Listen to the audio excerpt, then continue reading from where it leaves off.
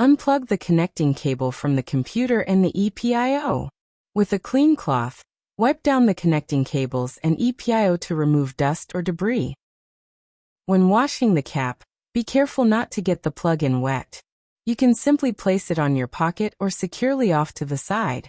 The best way to clean the electrode caps is with a soft bristle brush under running water to remove any remaining gel.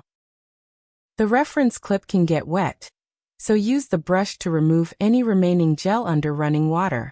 For a deeper clean, you may also remove the silicone cups from the electrodes and remove the reference electrode from the ear clip.